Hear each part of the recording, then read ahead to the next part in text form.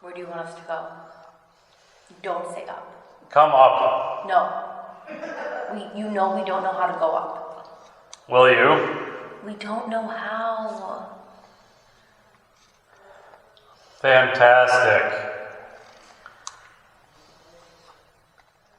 Down? How do we go down? Semi-cute. So that's actually, Jody and I have been conducting research for a number of months now. And in that research, we're constantly being told to go up, right? But we don't know what that means. You are now tuned in to Podcast of the Paranormal. Hello, everyone, and welcome to Podcast of the Paranormal. I am Jody, and I'm here with Gabrielle. Hello. And today, we have a bit of a delayed episode. Yeah. About, what was it, a month ago? Yeah. Maybe a month and 10 days or so? A month and a half. Month and change. Almost 2. We are going to be talking about our experience at Pennhurst Asylum. Yep. Kind of a bucket list item for us. Yeah, it was. It In took a way, time to yeah. get there, but we finally did it. We found a way to make it work for us. We could get to this later. We could talk about our thoughts and feelings on the whole thing Yeah. after we go through some of the history and some of the evidence. Mm-hmm. So where do you want to get started? Well, have you ever considered that the term haunting can explain what happens when you feel the weight of a location? I have. So in this way, a haunting isn't necessarily about who's in the room. It's about what the space itself has retained and how our perception decodes that information. That heavy feeling that you get in your chest, that's crossing that threshold when you're kind of standing in both worlds, if you will. Mm-hmm. It's a physiological sensation of your perception that's tuning into a different frequency. So you're in an environment that's forcing you out of your everyday mundane awareness, and you're now in a space where the boundary between the past and the present is highly permeable. So this actually happened to us, Jody, about a week ago, right? I wasn't prepared for it. We were at a local location, right? We went to go explore it, and we took a tour of one of the homes there, and I walked into an upstairs bedroom, and it just hit me. It was the heaviest that it's ever, it was like I walked through something. And not only just us, we weren't the only ones that noticed it, because we were with the tour guide who also said that room has a feeling to it. Right. Now, part of that is... It's a children's room. It's a children's room, but it's also set up, she referred to it as a live setting, I believe, or a live... Yeah, it's like a living museum, the home. It's a living museum, yeah. Yeah, so it would have been set up in the way that it looked at that time period. Right. But it wasn't just us. And we had 2 other guests with us, wonderful older couple from the UK. They've been here for 60 years, I think they said. Yeah, they live in Delaware. And the guy he followed us around with this camera. He took a picture of every room. They allow photos at this museum. I guess we should just say what the location was, huh? French Asylum? Mm-hmm. Asylum. I've heard it 2 different ways. Yeah. It was really interesting. Which it has its ties to Marie Antoinette. Yeah. Mm-hmm. Yeah. She was supposed to come over here as a refugee. Yes. She never made it. Yeah. Well, everybody knows what happened there. Yeah. The French love their guillotines. They said that she delayed the trip because she wanted to go home. Mm-hmm. I forget where they said she was from. She wanted to go home. Was it Germany? I feel like that might be right. Austria, but I feel like, I believe. Yes, yeah. Austria. Yeah. So she wanted to go home to see her family before she came to America. And that was when they had found her. And I don't know if she hadn't delayed the trip, would she have made it? Or would it have all played out here? And it would have been different. They would have come here to get her. But I think she would have made it. They probably wouldn't have known where she was. So anyway, getting a little sidetracked there, but it was a neat little side quest off our main quest, right? Yeah. It's just an example of, you walk into a room and it just changes within you. Like physiologically, you just feel it. Yeah, it shifted. So we were downstairs, and the downstairs had a completely different feel to it, right? Yeah. The downstairs was almost, I don't know, what's the word I'm looking for? Sterile? Yeah, that's a good word. But as soon as you get upstairs there, you cross that boundary going up the stairs and you enter that first room. It's like, it had a completely different feeling to it. It was like walking back in time. Yeah, it like slapped you. It was, I wasn't expecting it. But today, we will be talking about Pennhurst. We attended the Paracon this year in May, and we participated in the overnight celebrity investigation. So do you want to talk about our experience at Paracon during the day? Yeah, let's do it. Okay. So it's a circus. Yeah. It was. No, I think that's the best way to explain it. It's like a 45-ring circus. I heard as many people through the doors as possible. Yeah. Yeah.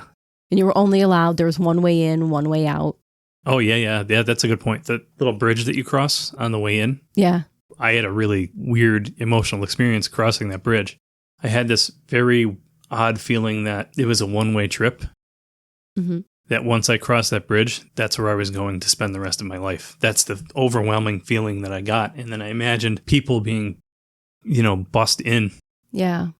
In the early 1900s.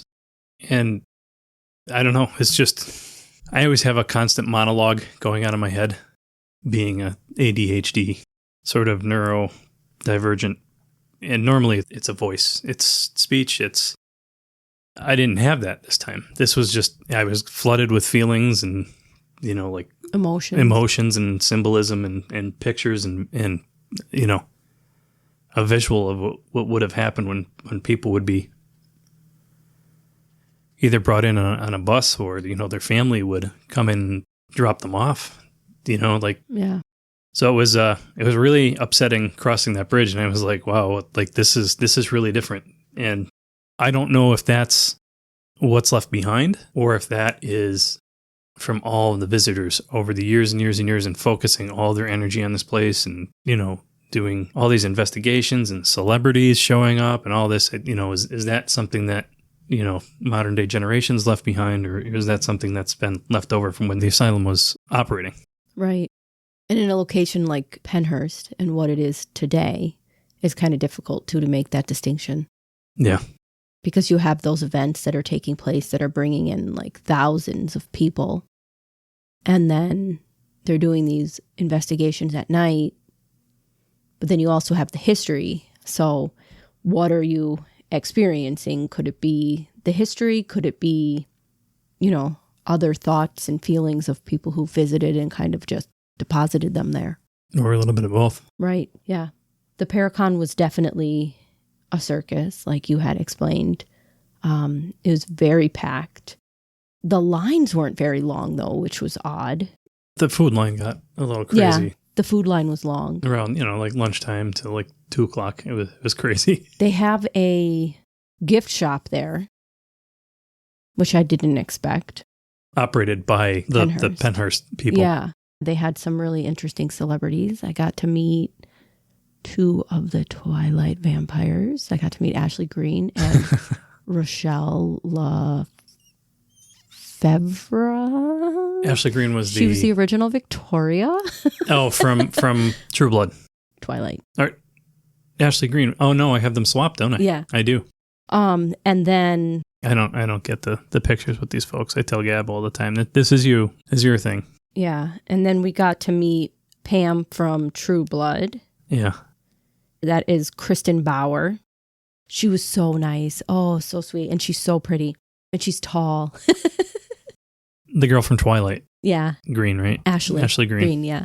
She was super nice. Oh, she was so nice. And you were totally there for, your photo op or signature or whatever you got.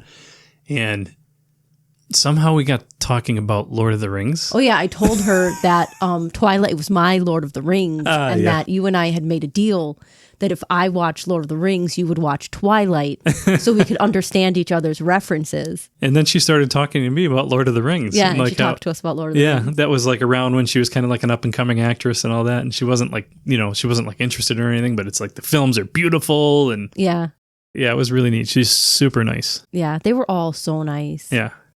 I love that. That was a really fun time. Yeah. And then we shopped around. Oh, the vendors. Yeah. I got my Jaws shirt. I go to Paracon to get a Jaws shirt. And I got a shirt. The actual production shirt that Spielberg used for the Jaws cast. Yeah. So that was awesome. I saw it. A reprint, like these guys do. And I was actually wearing it yesterday. Come to think of it. Yeah, I think you did. Yeah. And then you got your It's like swag. crazy Squatch cat lady, Yeah. where it's like a Sasquatch, but he's got like a ton of cats. We're Lot of- nothing if on brand. Yeah. A lot of really unique. Vendors. Yeah. Oh, yeah. Yeah. It was very diverse. And That's what I love about paranormal conventions and, Yeah. and vending shows. yeah, you never know what you're going to run into. Yeah. There's always something really unique too. Yeah. It was fantastic. But we weren't really there to shop this year. We just, No. a few t-shirts and that was it. Yeah, I just wanted to meet the vampire girls. What'd you think about all the people that were selling the ghost hunting kits? You'll see later. We have a recording of we were investigating and we were in the tunnels and one of them goes off and it was just the most... Well, we'll get back to that later, but yeah, obviously the vendors are there to make money, intrusive. right? It was intrusive. It was, but they're there to make money. Like I don't blame them. They're paying money. They are. And for they the had spot. dogs there. Yeah. And you could adopt them. They had little puppies and you could donate and you could play with the dogs. Next to the Ghost Brothers, I think, weren't they? They were near the celebrities, but Yeah, not yeah. like right next to them. No. Yeah. It was so cute. It's a fantastic idea to have the animals there especially when you're getting that large of a crowd, Yeah. and people in the horror community are known to be kind people. Yeah. And, I'm sure that extends into the paranormal community. They do overlap quite often. A lot of animal lovers. Yeah, Yep. very smart marketing on their part. Yep. So yeah, they had ghost kits and like I can't stand the music boxes. Yeah. I just can't. Yeah. Especially in a setting where, you have, we knew what we were getting into. We knew there was going to be a ton of people there and that any exploring and investigating you get to do is going to be Contaminated. I was going to say tough, but yeah, tough and contaminated. Yeah. Yeah. There were points in the night where it was quieter than others, but it was never, Yeah. you never were alone. But I really can't stand those music boxes. Yeah. They're difficult. All you do is hear them in the background. A lot of vendors were selling those. And again, nothing, against the vendors. They're there to make money. They paid for their spot and all that. So they used them when we were at Lizzie Borden's house Mhm. this last time when we investigated. Yep. And they had one in the basement, but we weren't in the room with it. So I like it in that aspect because you could be in another room doing something. And when you hear that music box go off, then you go and you find out what triggered it. Great. So I like it in that way, not as an active tool. And they're generally IR, so it has to be like something crosses the path. Right. IR is subject to reflection, right? Right. So I don't know how I feel about them. Right. Or they're great to set up a perimeter. Yeah. But they're also good for stuff like TV. Right. Visual is you get the reaction of people and all that. Yeah. And they always play a creepy song. Well, normally it's a traditional music box, right? Like those are the ones that we're used to. It Yeah. plays like, like it's got the reel Mm-hmm. with the cutouts on it and you wind it up and it spins and it, the little notes plunk on the cylinder as it's turning. But some of them now they're digital, right? Yeah. They play like sound effects like a wolf howling. Oh, And, yes. yeah, so those get super annoying and they're Yeah. loud. They are. But moving on. Moving on. Pennhurst is a favorite location among those who investigate the paranormal. It's considered to be one of the most actively haunted locations in America. But all too often, when investigating the paranormal, it's easy to ignore the human component. At Pennhurst, it's important to make this the main focus. Lately, the focus seems to be placed on gadgets. That's the current trend. Mm. So even if teams don't realize that is what they may be doing, they're doing it. This investigation style removes the human aspect and turns what could be a deeply profound and complex experience into a cold, often sterile data collection. And this technique ignores the most important variable in the room, our human consciousness. Anomalous activity is often tied to locations that witness human suffering, struggles, and tragedies. Treating a site as merely a hunting ground for EMF spikes is divorcing the anomalies from the human lives that were once present. When investigators ignore the human element, they risk exploitation, turning real, historic trauma into cheap entertainment. And our approach recognizes that if these echoes are lingering, they're tied to memory, emotion, suffering, and this requires a level of respect and ethical witnessing rather than passive novelty seeking. We spent months researching Pennhurst and putting together a plan to investigate in a way that was not devoid of empathy and respect. We did our best to approach this investigation from a humanistic, trauma-informed lens. Humanistic paranormal investigations. That's where you move away from the traditional evidence-focused investigating and you're moving toward a compassionate, trauma-informed focus on human experience and consciousness. So what is a trauma-informed paranormal investigation? That's applying clinical principles of safety, respect, and ethical witnessing to historical sites. In Pennhurst, it treats anomalous activity not as a cheap entertainment, but as the potential echo of real human suffering. The priority is placed on the emotional and psychological well-being of both the past inhabitants and the current investigators over sensationalized data collection. So that's a good approach. That's your ethical approach to what we're doing. Yeah, we kind of had an ethical dilemma about going to a place like Pennhurst, but it took time. It took research. Yeah, I mean, let's talk about it. Before we bought tickets, I mean, for years, yeah, we were talking about, hey, we should go to Pennhurst. Acknowledge the fact that it's going to be tough. There's going to be a lot of people there, right? And everybody's going to be doing what? Right. They're all going to have their own viewpoints. Yeah. And then you have to deal with the celebrity component, which we really didn't have to, and that was nice. So we had a bit of a dilemma. I think 2 or 3 years now. Yeah. We've been putting it off. Yeah. But now, with the data centers and all that are going up around the area, and they're talking about, tearing it down, we kind of wanted to get in there and firsthand see the history. Yeah, be able to experience it before it was gone, potentially. Yeah. Well, let's take you through a timeline of Pennhurst. In November of 1908, Pennhurst Asylum opens as the state institution for the epileptic and feeble-minded. Jody, do you want to take the next one? Sure. In 1912, society turned a blind eye. Within 4 years, overcrowding started, and at that point, there were 2,791 patients. So that's 900 more than the facility was built to handle. There was a shortage of staff, buildings with numerous code violations, a need for $4 million to break even with the budget, and only 9 medical doctors and 11 teachers. Reports of abuse were common, along with neglect, rape, and even death at the hands of both staff and patients. Tratner, in 1999, writes that institutions like this became a catch-all for those in need, and they were basically living tombs. In 1913, the Commission for the Care of the Feeble-Minded is created. They see those with disabilities as not fit as citizens and consider them a menace to peace. In 1916, they began to accept female patients.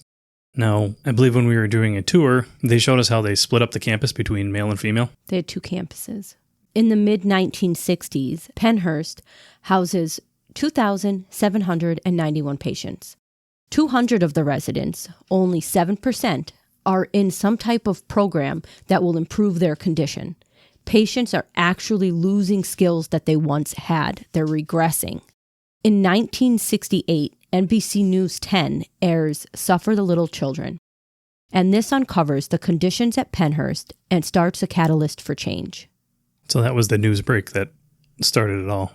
Yeah, and we'll talk about that a little later, too. Yeah. We'll get a little bit more into that documentary and what it did not only for Pennhurst, but, people who may have been patients in asylums or might have had mental health diagnoses at the time. Yeah. Later, in May of 1974, May 30th to be exact, a lawsuit is filed on behalf of the current and former residents, Halderman versus Pennhurst State School and a Hospital. After a 32-day trial, it was ruled that residents at Pennhurst had the right to habilitation, right to be free from harm, and right to non-discriminatory habilitation. The Halderman case gives us the Pennhurst Doctrine, and this states if the government wants to attach conditions to such funding, states must receive clear and explicit notice about what precisely those conditions are. It also gives us the ruling that individuals have the right to the least restrictive care setting. This is for all institutions, not just in Pennhurst. And then finally, in 1987, Pennhurst is done. It closes its doors. In 2008, Pennhurst Memorial and Preservation Alliance becomes a member of the International Sites of Conscience. Later on in 2010, it's opened as a Halloween attraction, despite laws to stop this egregious act. And now we're at a time where Pennhurst may be purchased and turned into a data center. Yeah, I think it's interesting the timing of that too. In 2010, when they started getting into the spooky stuff. Yeah. Because that's when it started to become really sensationalized on TV. Yeah. Yeah, it does align. So someone knew there was money to be made. Well, Go for it. Just say it. You are trying to capitalize on the suffering of the people that were there. Mm-hmm. And you're also trying to, so you're coming into a place like Pennhurst, which was functioning as an asylum, Mm-hmm. right? So then you're trying to say that people who have mental health diagnoses or people who may be in need of inpatient treatment for these diagnoses are something to fear, something to be afraid of. And you're coming and you're turning that into an attraction now where people are going to come and spend money. And that's kind of what the lawsuits are saying. Do you know what you're doing? That's your dilemma too. That's Right. part of your, yeah, it's understandable. And I feel like they do it at Eastern State Penitentiary too. You're dealing with people who were imprisoned, they were incarcerated, they're a vulnerable population. Mm-hmm. And now you're turning that into a Halloween attraction. And there's my ethical dilemmas. Right. You're taking these vulnerable populations and you're telling people they need to be afraid of them. When really, they have trauma and they have suffering and they have pain behind them. No, and they I just need agree. care and understanding. But let's discuss the documentary, Suffer the Little Children. It airs in 1968 on NBC 10. And it shows us how barbaric this institutional life was for children in the mid-1900s. There is a doctor named Dr. Fear in this documentary. And he tells us that in order to deal with a child who has autism and ADHD, he puts that child in a ward with children who are lower functioning than he is, and that this will degrade him. The doctor states that he doubts his punishment causes regression and that it is not inhumane. He also goes as far as to state that this patient should be in Eastern State Penitentiary, but his IQ is not high enough for him to be accepted. Next, we see a young boy. He's in his mid-teens. His name's Johnny. He had a discipline problem. He was also placed with those who had lower IQs as punishment. Johnny states that he talked less over time. It was stated that Johnny arrived with MR, which we currently call today ID, intellectual disability. But he truly was just uneducated. And the doctor stated that Johnny arrived with a normal mind, but would not progress in Pennhurst Asylum, as there were no programs for him there. So that's one of the issues, right? There were too many situations like this. People are losing their skills because there's lack of programs, lack of staff. There's no support. There's no treatment for them there. They're just, in essence, left to rot and die. Yeah, I mean, it happens in our school system today. You know, if you're a child that has an intellectual disability or ADHD, you're kind of put to the side. Yeah. They're more worried about you fidgeting in your chair. Yeah. Than you learning how to read and write. Right, exactly. Trying to rein you in and get you, on the same page, so to speak. Right. I went through it. You know what I mean? Nothing like this, of course. So don't think that I'm comparing myself to what went on in this facility. Right. Because it's not the same thing. But I had issues with paying attention and, fidgeting in my seat, getting up out of my seat. Right. And I spent a lot more time in the office, the school office than I did in the classroom. And guess what? Guess what suffers because of that? Your education. Yeah. Right. I did fine in college. I did wonderful in college. But growing up, again, in Catholic school, it might be different, than where you went. But it was not fun. And I can't imagine what these kids went through. I mean, we saw the couches that they used. I thought they were prop couches. They were like soft plastic, but they Literally. weren't soft. They were like pliable plastic, not even soft. I would say it's like fast food restaurant seating. Yeah. Very uncomfortable, hard, made so that you basically eat your food and get the hell out. Yeah. But this was just maybe had a little bit of give to it. It was like rubber coated. Yeah. Not comfortable. No. I mean, I sat in one. They are not comfortable. Yeah.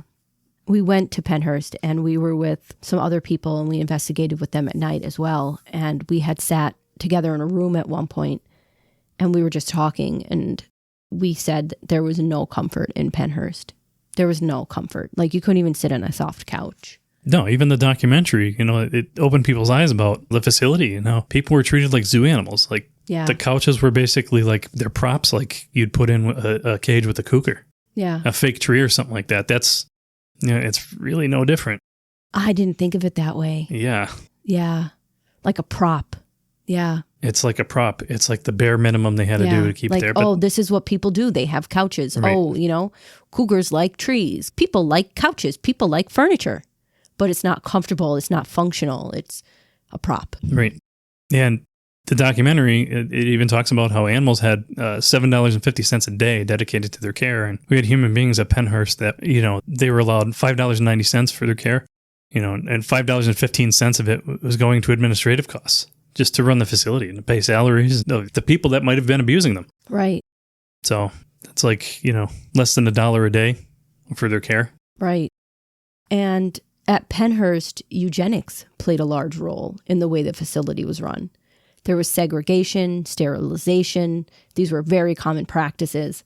It was met with the thought that incarceration during the childbearing years was the treatment for preventing the reproduction of the feeble-minded. So those with mental retardation, which is now intellectual disabilities, they never had a strong advocate for their needs. It was never their family. It was never, anyone that really truly cared for them. And society failed them. They allowed these inhumane conditions to continue. It was believed that these individuals were criminals, they were antisocial, they were immoral, and they were incapable of caring for themselves. They were believed to be a threat to be dealt with for the good of society and themselves.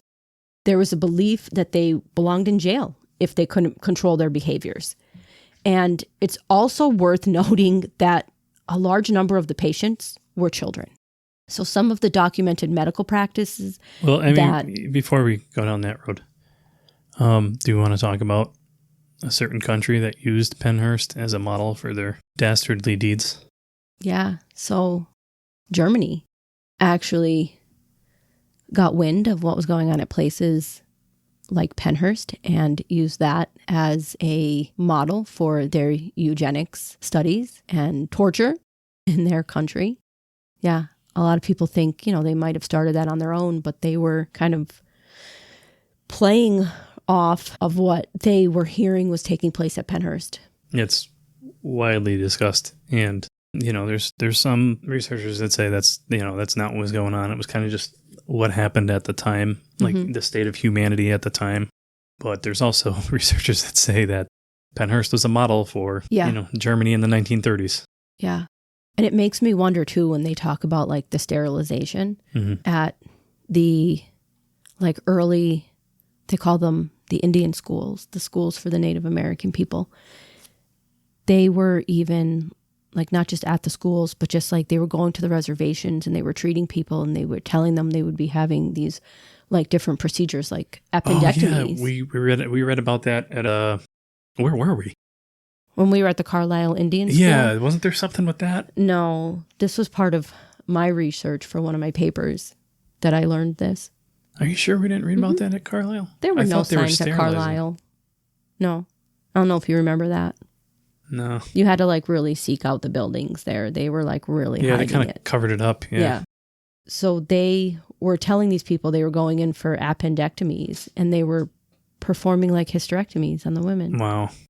Yeah, it's just like, it's like we've come so far, but we've really gotten nowhere, Well, I mean, people say that, we should be happy for what we have, right? Yeah.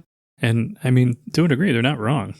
The early, 19th, right. I mean, you look at the 1900s are it's a pretty awful time to be living, right? You look at things that were happening at the time in a place like Pennhurst, and you think now about these current day societies, and you realize that we really have come a long way. These people have autonomy and they have, the ability to make choices on their own, and they aren't just forced into these places for the rest of their lives. No, we've come a long way. People aren't institutionalized anymore. It was a rough time. So while some staff were dedicated to providing compassionate care, there is a documented medical environment that was often cruel, and they used practices that were punitive rather than therapeutic.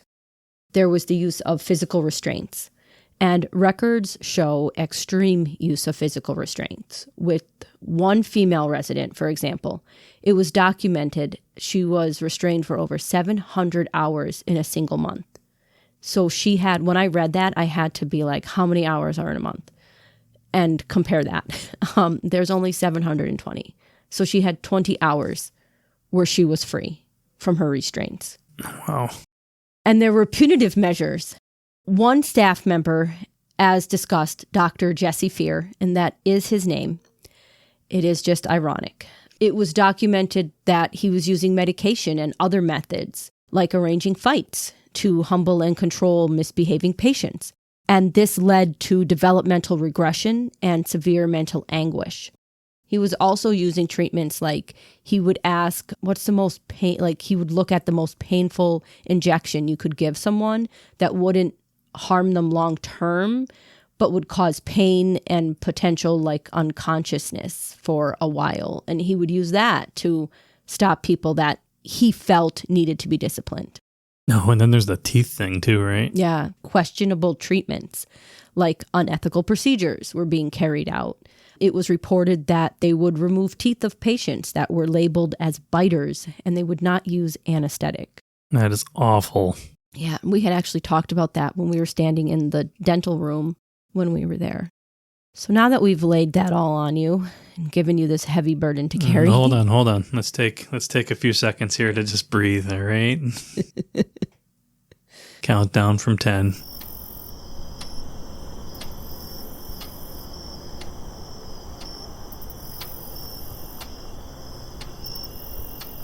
Okay.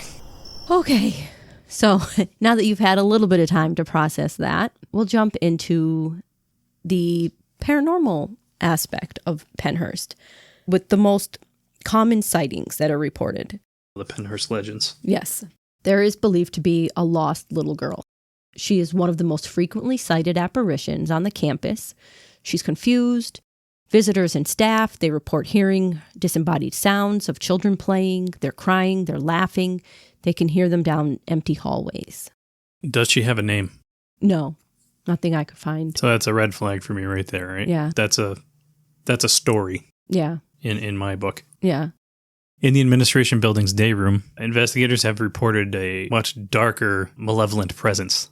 The spirit is known to cause an overwhelming feeling of heaviness and is rumored to physically interact with people, such as locking them inside lockers. Yeah.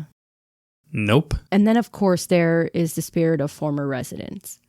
Many of the spirits are believed to be the souls of former patients seeking closure or trying to tell their stories. Mm-hmm. Guests that are exploring areas like the tunnels or the Mayflower building, they often report shadow figures, disembodied footsteps, orbs, and sudden cold spots.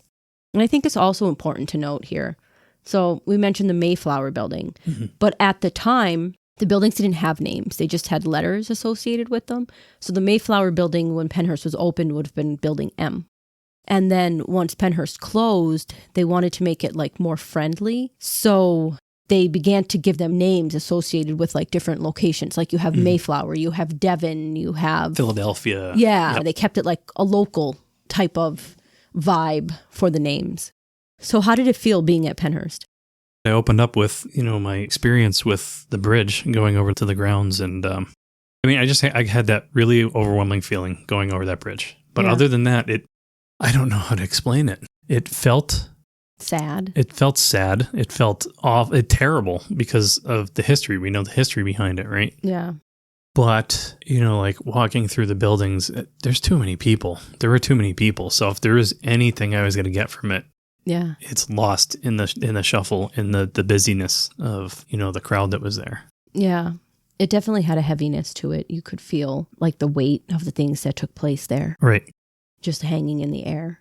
And we had an opportunity that Saturday night to investigate. And boy, did that cause us a lot of anxiety Yeah. because they had the celebrities Right. investigating, quote unquote, with you. Right.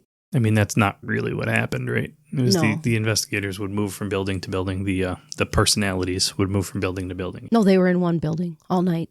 They picked one building? They assigned each person Oh, a building right. They had a schedule, right? So if you wanted to see them working, you had to go. to their building they were in. And it's exactly what you would expect it to be, right? Yeah. That was why it was a 20-some ring circus there. And at the same token, when we purchased our tickets, they had announced Because certain people. I kind of framed that. I don't know if you noticed. I framed that as we had the Yeah. the ability to go. Well, it's pay to play. Yeah. You you're paying for VIP passes if you want access to the buildings at night to Yeah. do your investigation. Sorry, continue. So they had announced certain people would be at Pennhurst, and we had assumed wrongly that those people would be investigating with us. And that was the reason that we bought the celebrity tickets.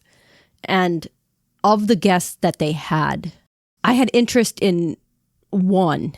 Well, because you and I grew up with this stuff at a different time. It was Right. the early 2000s, 2010s, right? Yeah, that's a good point. So we were looking at, like the plumbers that do ghost hunting at night and stuff like that. Those are the guys we grew up with, right? Right. And they were there. Ghost Hunters was there. Yeah. They didn't investigate at night, though. Right. Like all the big names that you would want to investigate with were not there at night. Yeah, they were talking. They did a few presentations, I think. Yeah. They probably did investigate maybe before the Paracon started or whatever. We'll find out eventually when it pops up on YouTube. Right. And we did see Steve Gonsalves Yeah. and Dave Tango walk through. I don't know where they went. It seemed like maybe they had left something during the day and they were going to get it and leave because they didn't really, no one crowded them. Everybody was very respectful of them. Yeah. So they came in, did whatever they needed to do, and they left. But who's to say that they weren't allowed in at 2 a.m. when Right. we had all left, No, that's true, yeah. So, yeah. Well, let's talk about that.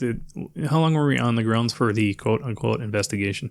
From 7 p.m. to 2 a.m.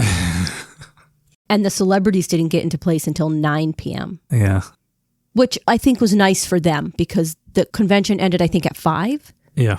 And then, so that would have given them 2 hours to decompress, to do whatever they wanted to do and relax in any way, shape, or form because it was very hot. It's a long day. Mhm. You're going 9 a.m. to 5 p.m. Oh, yeah. And you're performing all day as these celebrities. And then you have to come in now and perform again. So you're essentially looking at a very long day. So they gave them a few extra hours, which I think was nice to be able to decompress, to eat, to just be themselves. Yeah. I remember in the middle of the investigation, I had to, I needed the bathroom. I got yelled at for hopping a rope Yeah. to get to the nearest bathroom. They had things very blocked off. There was one way in and one way out, and it was past Annabelle. Exactly. So in the day, we had used certain restrooms that were designated, but at night, they were cut off. You couldn't go down a certain path that we had used during the day. And Yeah, they wanted us to go all the way down the walkway. There is a walkway that connects all the buildings in the Right. middle. It's like a square sort of walkway with I guess courtyards yeah, in between. but there was also, if you went through one of their barricades, they would just say, "It's okay, don't do it again." Yeah. And it was odd. Oh, if I want to get to my car, I want to get there the quickest way as possible. Right. Which is through the center parking lot in Right. the middle of one of those courtyards. Yeah, I don't want to walk through the labyrinth you created that makes me walk past Annabelle's Yeah. just so I can get to my car, but it takes me an Ridiculous. extra 10 minutes. You got to wonder how much those people paid to get it set up like that so You that really everybody do. has to walk by Annabelle going in and going out. Yeah. I had no desire to see that doll whatsoever. No, they couldn't pay me to go see Annabelle. No. The more you know about those people, The less desirable it becomes. yeah. I will have to say, though, the girl that was running it, I don't remember her name, when she gave us the initial talk Uh-huh. before going in, she said something really interesting. Do you remember what it was? Did she say that there were people here and they suffered trauma and we had to be respectful of them? So you Was do it remember. that? Yes, Yeah. that was it. Yeah. Yeah. I really liked that. She And wasn't like, this is a circus, go crazy. right. And you don't Yeah. normally get that. No, you don't. So I like when places do that. And Especially in a place like Pennhurst where people have suffered and there is trauma and it was criminal things that happened there. yep. And she did say, even in the paper that you signed, that if you get out of hand and you're screaming and yelling and summoning demons and stuff like that, They will ask you to leave. they will. They'll escort Yeah. you out. And if you're being disrespectful too, Right. they will, They Right. will probably give you a warning if you're not crossing a line. Which is nice. No provocation. It's just, Right. sit in your circle, do your thing, be respectful. Right. Don't provoke. Don't. Yeah. Yeah. And I got to really hand it to her. That's the right attitude to go into this Yeah. stuff. Yeah. Be mindful that these were people that suffered. They didn't have an easy life. What were we talking about just before this? Annabelle. Oh, and I will say I have met Lorraine Warren, and she is a lovely woman. I think we've talked about this on another episode, probably when we had Joe on. Was. she was a lovely woman. We still keep in touch. No. Oh my God. She was a lovely woman, and she was, like we had described in another episode, she was like a grandma figure that, you would just, oh, she's so lovely. I just want her to be my grandma and, spend time with her in that way. Yeah. But yeah, her professional life, I can't really speak much of because I don't really have an understanding of it, but. Oh, there's a little controversy. Right. But. Right. Which I know. How much is warranted, right? Warranted. But dumb. Whatever, not my circus, not my monkeys. Right. What did we learn? Not my bakery, not my brownies. We watched a video that taught us a number of ways to say that. So how do you feel about getting into some of the evidence then? Yeah, let's do it. We're going to start by showing you some of the distractions that were present while we were trying to investigate. With a big, giant disclaimer, right? Right. A lot of noise. Yeah. You go into, say, you pick a room that you want to investigate. Yeah. Tons of rooms in this place between all the buildings. But people would just walk in your room while you're doing your thing with their video camera. A lot of YouTubers. A lot of... a lot of video. Yeah. Yeah. People just videoing, walking by you and Yep. It's very intrusive. They'd ask what you're doing. They'd comment on, Yeah. while your investigation is going. So. Yeah. Can I do this while you're doing that? Yeah. No. Yeah, sorry. We went out of our way to go down this hallway that no one is at. Thank you for ruining it for us.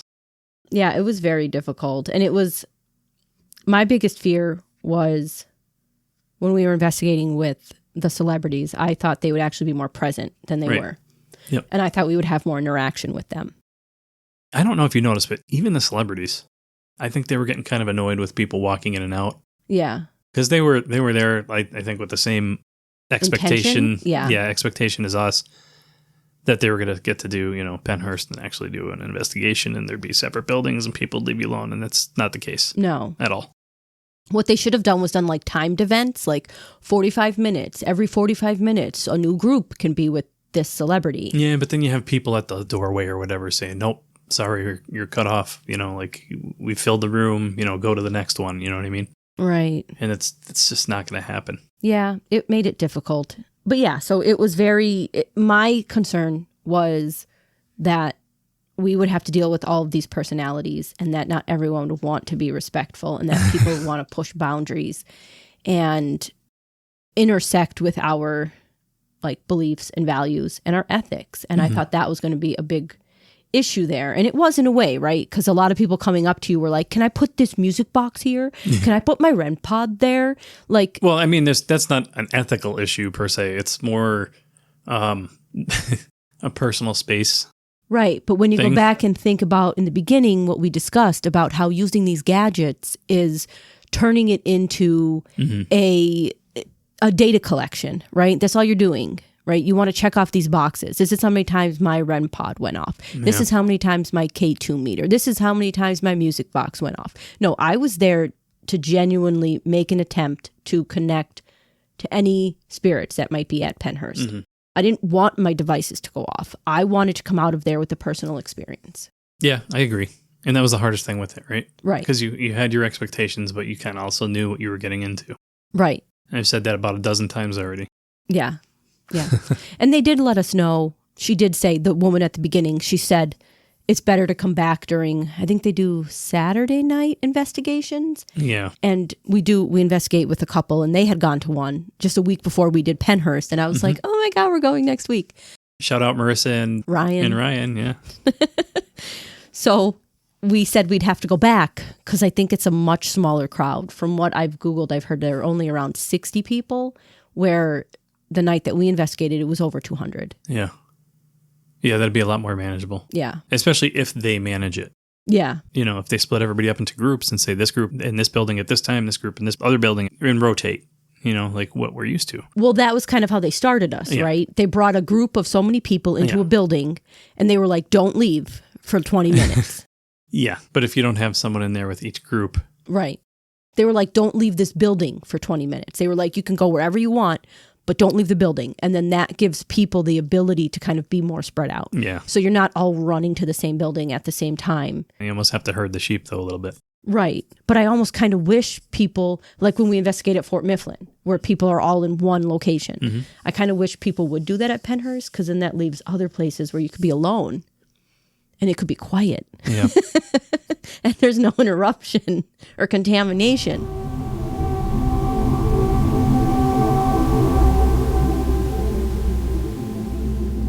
Don't forget to check us out at podcastoftheparanormal.com. You could find links to our social media, links to our episodes. You could stream right from the website, or you could listen at your favorite podcast provider. If you want to come on the show, use our contact form, or you can email us at contact@podcastoftheparanormal.com.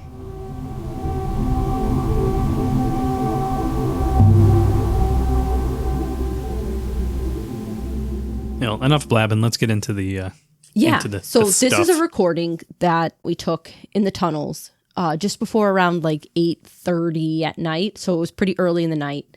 And you'll hear some of the things that we had to contend with during the evening. All right, you ready? Yeah.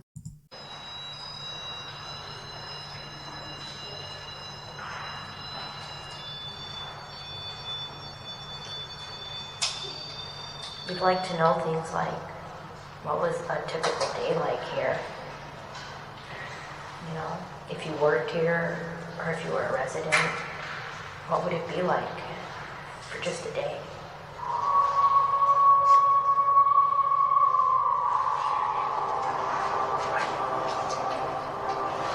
Really?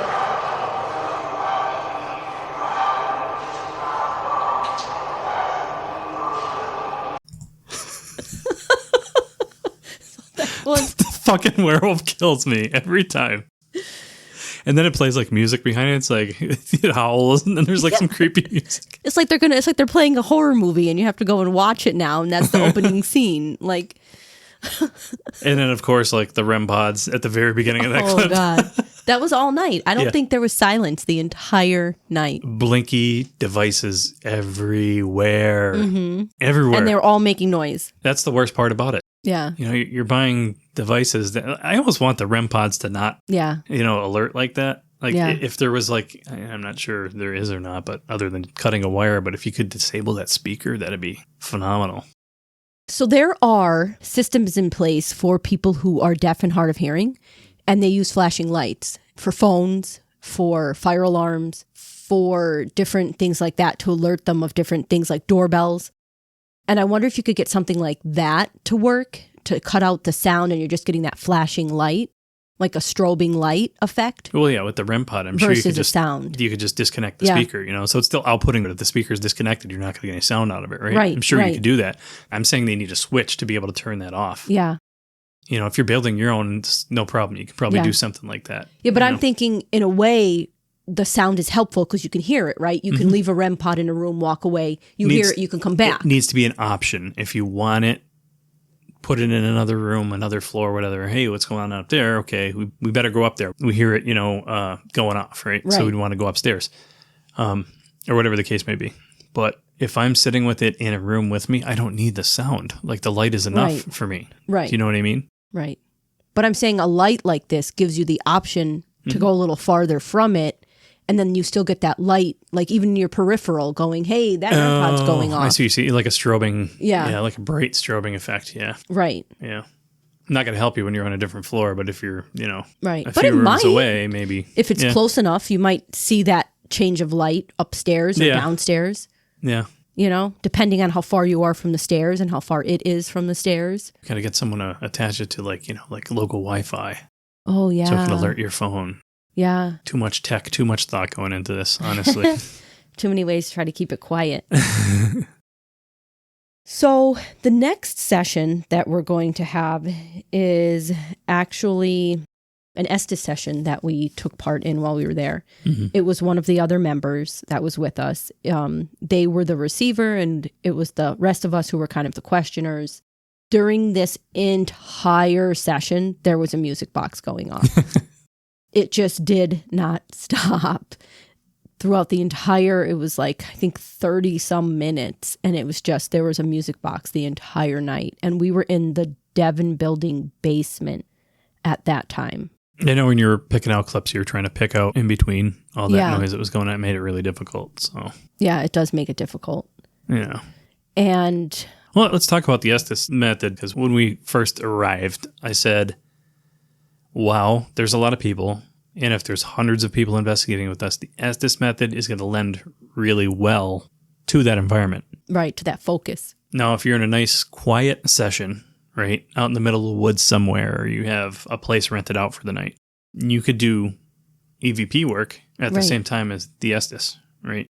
So we could pick little things out here and there while we're doing the Estes, like, oh, was that a voice over there? What the heck was that noise, right? No chance here. So you're relying specifically just on the Estes method. Yeah.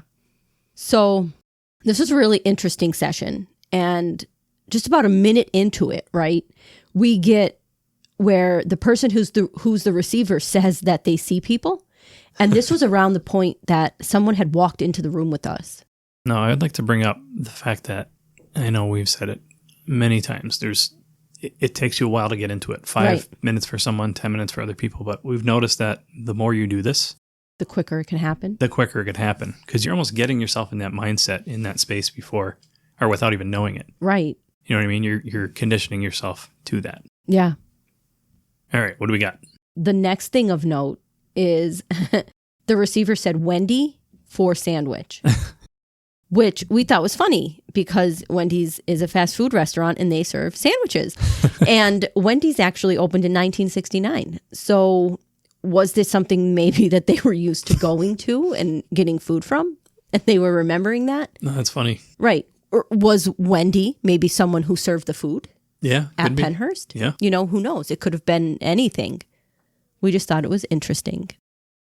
Now, if you'll play around 6 minutes and 47 seconds. All right, let me know when you're ready. Ready. All right, here we go. Huh? I would. You'll see. I'm trying.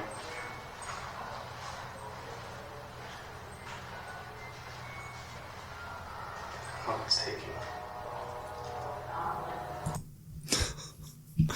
The music box, that's all I hear. So yeah, right in the beginning of that, I hear a scream. There's actually 2 screams in there. And these screams actually cut right through the sound of the music box. It cuts through every other noise. And all you hear is the screams. You want me to play it again real quick? Yeah. All right, here we go. Huh? I would. You'll see. I'm trying.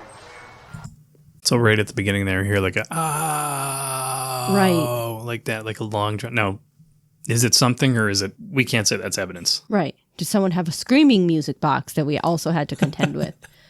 But yeah, I just thought it was interesting that it cuts out all the other sounds that are going on. Yeah, it's pretty loud. Right. And like the music box stops, like everything stops. I think all you can hear is us talking. Yeah. Huh. And that was the only time during the night that we got any kind of reprieve from that music box. Yeah, and like once again, we're not saying that's evidence of one thing or another. Right. We're just saying that it's stuck out to us, but yeah, it's throwaway at this point because there was so much going on there. And it's one point too where that music box noise comes in handy. Yeah. Because you can say, okay, I hear this noise. Mm-hmm. Okay, that's weird. Okay, wait. That cut through the music box sound. Yeah, I see what you're saying. Because I heard it and I was like, oh, and I played it back and I was like, wait, that drowns out all the other sound. Yeah. Because I had been listening to the music box for 5 minutes. Yeah. Going off at that point. Yep. So then we hear the receiver says, head, discover, in deep, pounding. We ask, like, did something happen to you? Did it cause you pain? Were you punished for something? Yeah, this one gets interesting. Yeah. A little bit later we get, it hurts, chains, can't move, stuck. Mm-hmm. We ask, was there anything that made you happy here? And we get, suffer. The receiver says, you're here to help. And we say, if we can, we say we apologize for what you had to endure here while a patient. Mm-hmm. And we were told to whisper. So we whisper. And then we get, shh. And then we apologize and we get quiet. So like direct responses. Yeah, during the Estes session. Again, these weren't EVPs. These were responses from the receiver in the Estes session. We ask, can we help you? And we get tired. And then we ask, tired in body, tired in mind, or both? And we get help. Mm-hmm. A little bit later, we get, please wait for medic. Please, waiting. I'm not going to die. And now this is the point, Jody, where the hair on your legs stands up. Mm-hmm. And you said that had been happening to you throughout the night. Yeah. Yep. You want to explain that? Yeah. Sometimes I just get like this. I don't know how to explain it. It's almost like when you were a kid, did you ever rub a balloon like on your hair and then you rub it across your arm and your hair stands up? That static feeling, that's kind of what it felt like. And at that point, I'm putting the story together too, so I don't know if it was like a psychological thing or something physically interacting with me, but the story that was coming through it seemed like a head injury. Right. You know, and then wait for help, please wait with me, that sort of thing is what it kind of felt like. Yeah. And I don't know if it just started affecting me like that or if, like I said, something was actually going on physically, like an interaction with me, you know, my body. So it didn't feel so much as you were getting like goosebumps. It was more of like static electricity? It's both. Okay. Yeah, it's that goosebump feeling, but it literally felt like static off a balloon, a rubber balloon. Like almost like it starts as static electricity that then creates goosebumps. Yes, exactly. Yep. Yeah. That's interesting. Yeah, that was a really interesting session. Yeah. And then towards the end, the receiver tells us that they are connected, the patients, through community. And they're together now. They're together here. Yeah, it's very strange. Yeah. We get a little bit later, the pain, come closer. Do you feel? I'm tired. I'm screaming. Fell, pain. I don't want to die again. And then at the end... It was kind of like looping. It seemed to kind of revisit the same... In a way. Yeah. Like it was different things, but it seemed to be like an event that might have happened that they were experiencing. It did seem like one person. Right. Or like a small group of people, like a very specific event. Like an incident. Yeah. And then at the end, it tells us that it was a pleasure. And that was around the time that we said we were going to end communication. It replied it was a pleasure. Yeah. It's so strange. I love that, though. I really do. I mean, isn't it funny, too, that whenever we're about to end these sessions, that it's almost like it's aware. Yeah. Whatever we're communicating with is aware that we're going to end the communication. Yeah. And it's always like, oh, man, do we stop now? Oh, we said we were going to stop, so we got to stop. Instead of going on for another, half hour. Or like it tests your boundaries almost. Yeah. It's like when you're doing therapy, they call it a doorknob behavior. I think it's called a doorknob, where the person has their hand on the doorknob and they're like, oh yeah, I forgot to tell you. And it's like completely like mind blowing. Oh, so like a conversation with me when we're trying to leave like a party or someone's house or something like that. Yeah. And I keep it going. Like, how can I keep this going for another 4 hours? But yeah, they call it like a doorknob behavior, and that's almost what it's like. You're like, I'm going to end, and then they drop like something, and you're like, oh man, and then you keep talking to them. Totally me. Yeah. All right. What do we have next? We have Jody's Estes session where he is the receiver. Okay, do you want to start here at 19 seconds? Yeah, I'll back it up just a little bit if I can. All right, 15 seconds is what we got. You ready? Ready. Hey. Hey.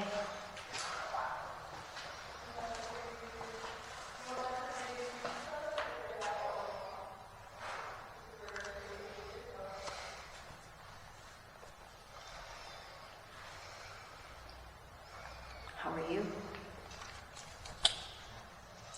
Breakthrough. You had a breakthrough?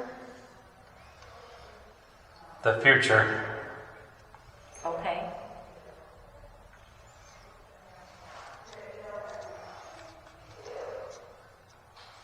What was that? I just thought that was interesting that you say the future breakthrough. Why? Because we did have a breakthrough later on. How much later on? About a month, just over a month. Yeah. Yeah. There's certain things that are going through our heads. Yeah. We're trying to figure it out. And sometimes it takes a good conversation. Or an Estes session to tell you that you're close. Yeah. So then if you want to start at 155. We're going to back it up to 151. Okay.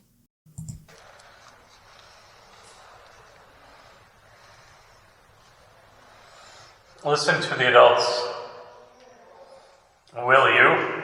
Hey, y'all just answered each other. They were asking about adults. Oh my gosh. So that is the first time that you sync up with something going on in the environment. So we were in one room and there were people to the right of us that were in another room and they were talking about adults. And then you had said, listen to the adults, which corresponded with them. I do that a lot. Yeah. So how does that make you feel when we're in the middle of the woods at night and I say something like, oh, here it comes, you'll see it. I hate when you say that. Or even like if we're at home and you do that and you're like, do you see me? And I'm like, oh my God. No, I don't see you. Look out the window. Please. Yeah. Yeah. You'll see it. You'll see. And I'm like, I don't wanna. Yeah. Especially like when it's talking about like, aliens and stuff like that. Yeah. Something related to space. Yeah. Or it gives like ominous warnings when it starts. And then it's like, you'll see. And I'm like, is that a threat? Like, why are you being mean? So there was another group down the hallway and they were listening to us and they were talking about something with adults. They weren't listening to us. No. They were doing their own investigation. No, I know that. But she comments. Yeah. Later So on they were the people that were working for Pennhurst. Yeah. They were like in between our two groups and they could hear both. So they heard them talk about adults and then they heard you say, listen to the adults. That was the young lady I talked to outside after that session. Yeah. She went on. She mentioned a few other things too. She said that we were really syncing up for a bit there. Yeah. Which you'll see. I think we have like one or two more later on. So play at about 6:56. All right. 6:54 is what I can back up to. Okay.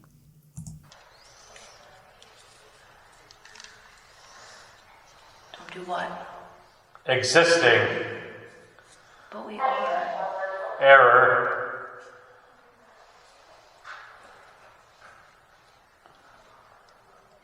Spiritualist. Out of his body. That's right. Who's the spiritualist? You can.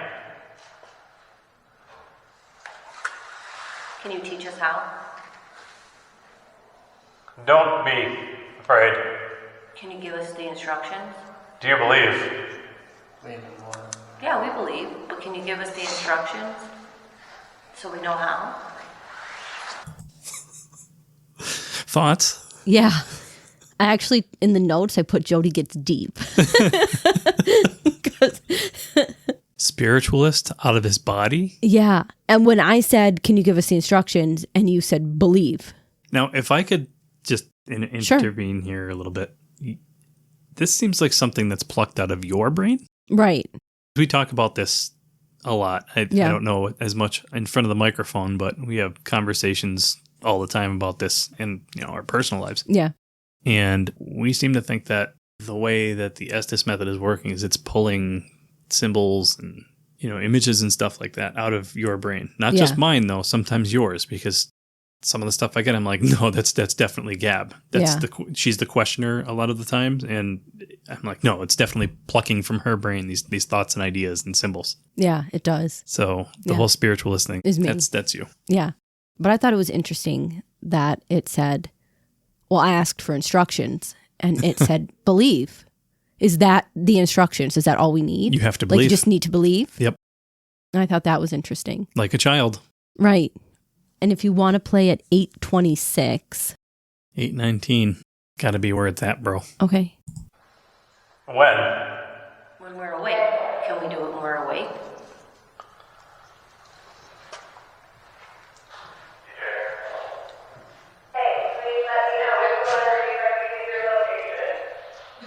Water. Kick the sand. At least 7. 7 what? The Bible knows what peace. You're back to not making sense again.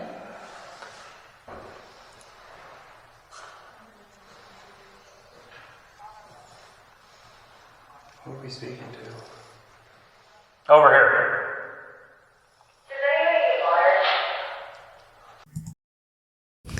I did it again. Yeah.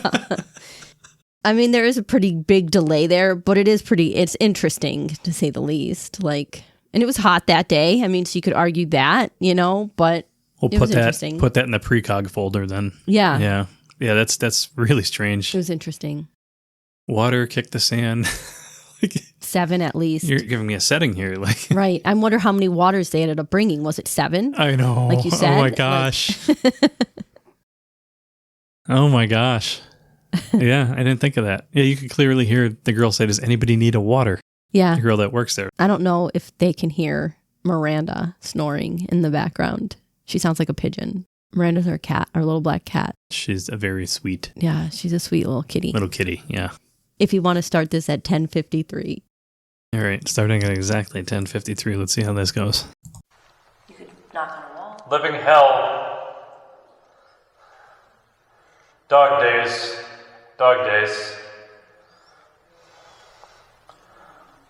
Do you mean this location was a living hell? 707.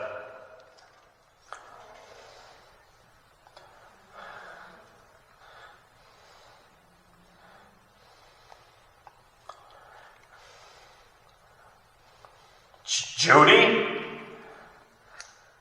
Mailing bird. I've researched it and there's really nothing that connects there. But then when you get a little bit deeper in, it kind of relates. Because I had Googled, like, were they using some type of extra, like, mailing system that we don't know about? And was it called, I don't know, like some kind of bird Mailing name? bird. You know? I mean, I think when you say mailing bird, I think passenger pigeon, right? Right, me too. Immediately. Yeah. Or was it even like a mailing bird? Could it be an airplane? You know? Could just be something that doesn't make sense. Right, it could. It absolutely could. But it kind of comes into play in a way in this next clip if you want to start at 1324. All right, 1318, here we go.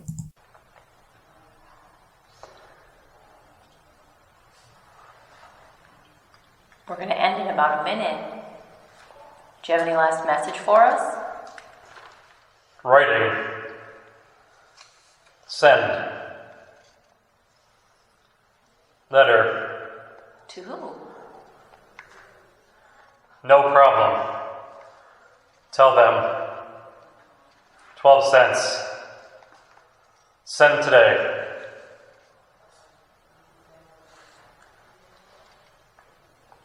Please.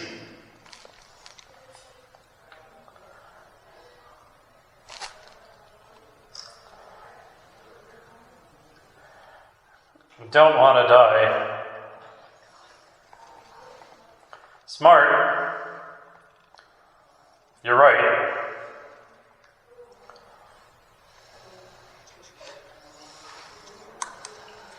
Are we talking to two of you?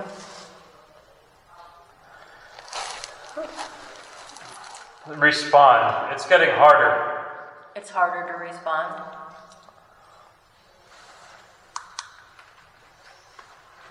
Can we make it easier? What can we do? There.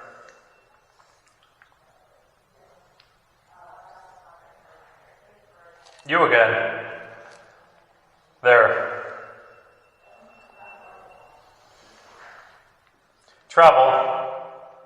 Across the building. Underground.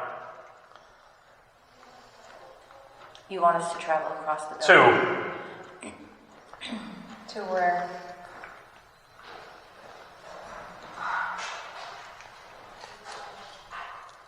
With him. So that was interesting. It seemed like you were talking about sending a letter, mailing it out, writing it. When you mentioned it's harder to respond, were you talking about like it's harder to respond in writing, or were you talking it's harder to respond to us? Is it harder for them to get responses back from family when they're sending out letters? like all those things I thought of. And I did some research. Pennhurst would send out mail and they would use a postcard stamp. Mm-hmm. And in March to October of 1981, the postcard stamp cost 12 cents. Oh, wow. That would have been right at the end there before Right, it was. about 6 years before Pennhurst closed. Oh, wow. Wow. That is really interesting. Right? Man. So it kind of like sinks in. We have to do some research on, what was it, Mailbird? Yeah, I did research on Mailbird. There was nothing. Oh, man, we got to do some more digging. What if that was like something that, they called the post for like the residents? Right.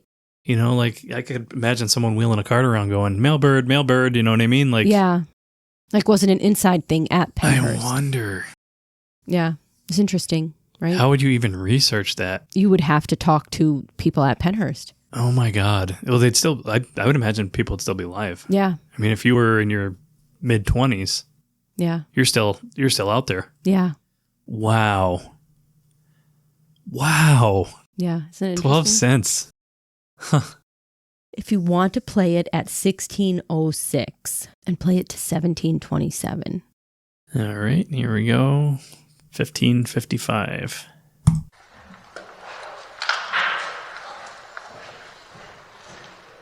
Does someone need help?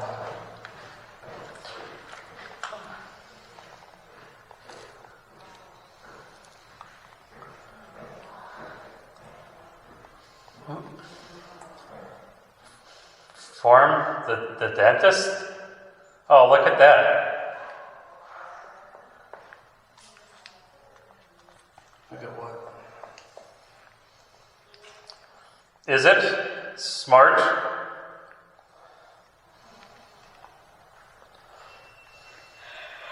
Is what smart? True. Up the steps.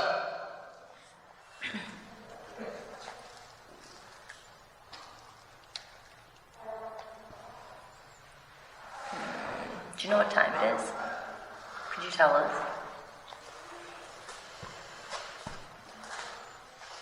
Will you come?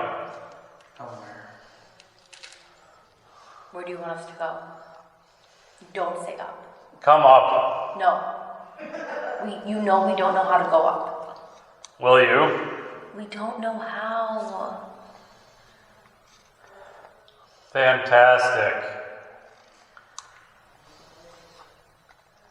Down? How do we go down? Semi-cute. So that's actually, Joni and I have been conducting research for a number of months now. And in that research, we're constantly being told to go up, right? But we don't know what that means.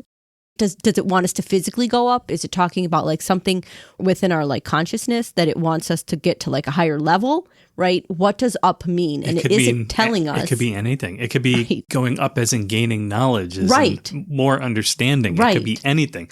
But I love the fact that you're like, I knew it was going to say up. You fucking knew it. I was like, don't say up. And it says up It's right like, away. well, down then. And then it almost mocks you. Yeah. Yeah. Well, if you won't go up, will you go down? What the hell does that mean? Yeah. But then Oh my also, God. we did have an Estes session where it was just the two of us, where we had the one where it talked about the basement and the Yeah. attic, right? Yeah. And we had begun to explore those through like Jungian archetypes. And it's like an allegory for something else. It's Yeah, the basement of your consciousness versus like Mm-hmm. the attic of your consciousness. So we had like explored that also. Wow. Yeah, Yeah, that's really funny. it is. That is really funny. I see a theme here with my session here. It's a lot of precog stuff. Yeah, Me and you. You did it that time as the questioner. yeah, And I did it with like the water and the adult thing. We're syncing. yeah.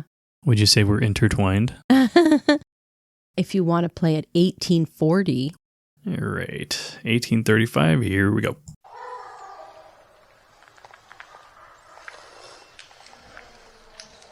Know how I'm gonna do that? Do what? Tell us. Fresh meat. I'm going to stop it right there. I sound like, what's his name from Sling Blade?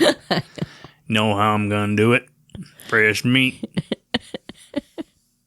Like my accent changed there, Yeah, right? Am I right? Mostly when you said fresh meat, it changed a lot. Fresh meat. So strange. All right, we'll continue to 1940. 40. More meat. Right. Down the stairs. Stairs. What stairs? The stairs in the building here? Another stairs.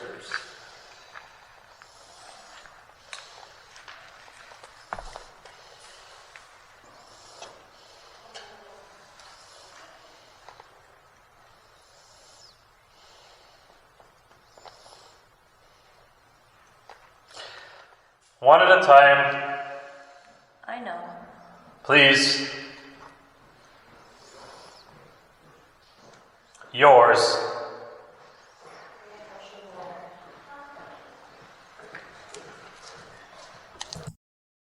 People on the stairs again. You could hear them. You could hear them walking up or down the stairs, whatever it was. I assume Yeah. coming down the stairs, but That's not like they were coming down. It's so Yeah. weird because in the one just before this, you talk about going upstairs and you could hear people going upstairs. And now in this recording, it sounds like people are coming downstairs again. I am totally calling stuff that's going on around me in the environment. That is so strange. How does that work? Oh my God. Let's go back to a few clips back where it was like, you're like, show me how. Right. And it's like out of body. Yeah. Could that be related? Like, am I going outside of my physical self and my subconscious is pointing out things going around the room? Maybe. I mean, we're here to talk about these things. So like, Right. why not bring it up? You know what I mean? It could be. It's so strange. It definitely is. The way that you're like connecting to the environment in that way. Yeah. And then for the last clip, we have 22 minutes and 42 seconds. I got to start somewhere around 22:32. Is that okay? Yeah. All right, here we go.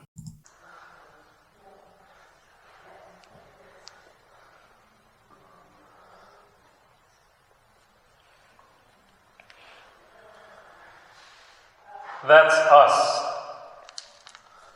Who's that? You want answers? Yeah. I do. How dare you? You just want to know. You don't have to give us answers. I just like communicating with you. I think you're funny when you want to be.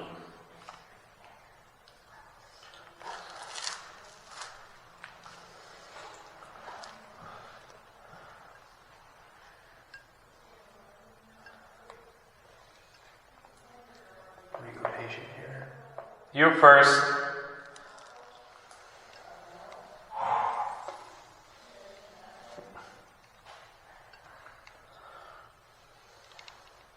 Have we talked to you before? Zip it. That was one of those moments where you're like, it's probably done. Yeah. I mean, we did go on for another like 2.5 minutes. We did. Yeah. I don't know how to deal with that. Like, it seems to get very responsive when it's time to finish. I agree. And sometimes it's responsive throughout. And Right. sometimes it's only once you say you're going to end the conversation.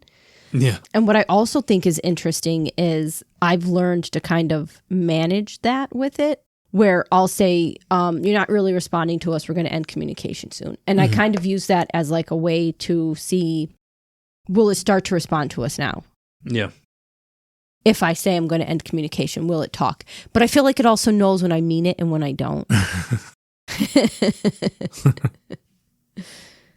So yeah, it's interesting. It was an interesting night, interesting day. I would go back again. I wouldn't go during a Paracon. I wouldn't go to another Paracon. Yeah. That's just not for me. Not for the amount of money that you're paying. No. I would say next time it's if we get a bunch of friends together. Right. It's a private investigation. Yeah. Yeah. So overall thoughts? Overall thoughts. I don't know. I mean, I can't really say whether we did or didn't connect to something there. The Estes method is weird. Yeah. Right? You get weird conversation back and forth. We don't know what it is. We could be talking to our own minds, right? Right. For all we know, but there is some direct responses and, some precognitive stuff there, which is really, really strange. Yeah. We got, what we felt was like instruction and even stuff that it seemed to pluck out of your mind. So Yeah. very cool. I definitely like to go back when there isn't such a large crowd. After the fact, how do you feel about having your little ethical dilemma and the little mini investigation that we did? How do you feel after the fact? I feel like we can only be responsible for ourselves and what we're bringing to the table. And my concern was that we would have to compete with the celebrities, and were they going to be unethical? Right. From what we witnessed, they were not. But our interaction with them was so minimal. Right. If we spent 5 minutes around them, that would have been a long time. So I feel like it was easier to manage our own concerns than I had thought it would be. I thought there would be more people in a room with us. I thought it would be so overcrowded that there would be more people in a room with us, and we would have to reel them back. Mm-hmm. Because they may have been crossing boundaries, and that would have worried me. I did have to do that once during the first session.